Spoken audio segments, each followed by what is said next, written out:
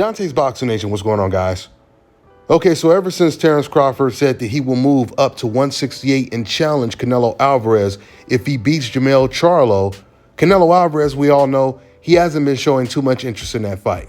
Now he's saying that, he won't get credit for the win, etc., etc., etc. But I told you guys a couple videos ago, Canelo Alvarez, he may not have any other better options if he does beat Jermall Charlo this month. Because his only other option would be to either fight the winner of David Benavidez and Demetrius Andrade or fight against Terrence Crawford.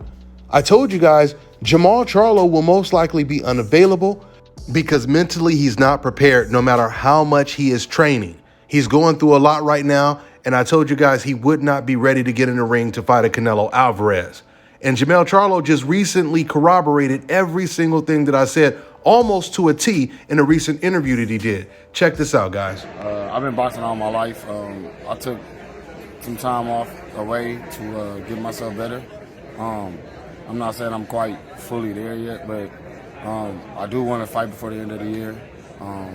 We're working out with the WBC. Obviously, we're here at the NABF conference and convention. Everything going smooth. I had personal issues.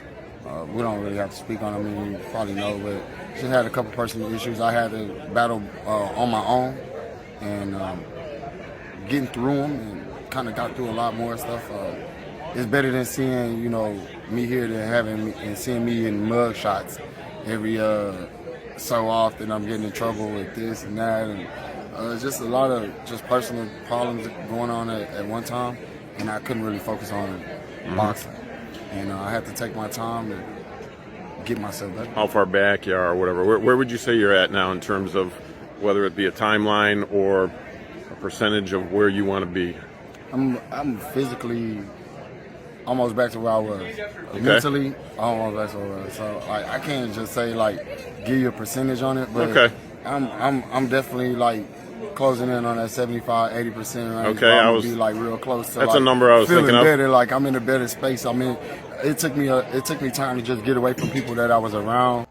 Okay, guys, so Jermall Charlo, he said he's planning on returning to the ring the end of this year.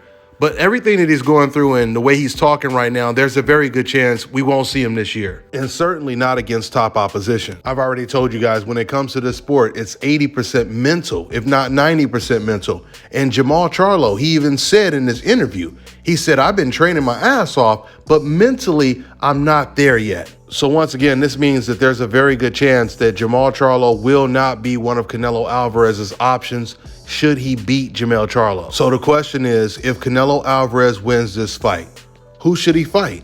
Should he fight the winner of David Benavidez and Demetrius Andrade, or should he fight the undisputed welterweight champion, Terrence Crawford? Terrence Crawford will most likely end up fighting against Errol Spence in a rematch, probably towards the end of the year or the beginning of next year.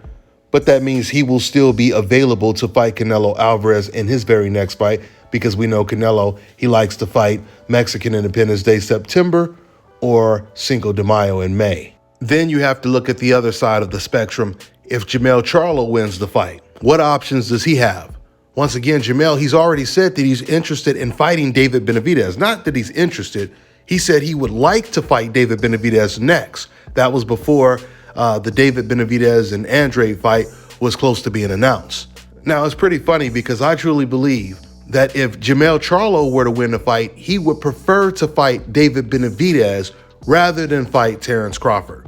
But when it comes to Canelo Alvarez, if he was forced to pick, if David Benavidez were to beat Andrade, if Canelo was forced to pick, I truly believe he would rather fight Terrence Crawford if those were the only two options on the table.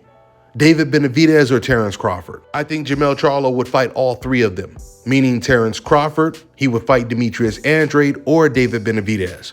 But I truly believe that Jermall Charlo, he would prefer to fight David Benavidez because David doesn't have the best defense. He doesn't have the best footwork. He comes forward. He's there to be hit. And usually when he fights boxers, he doesn't put on the best performances. But David Benavidez, he makes up for all of his flaws with his power.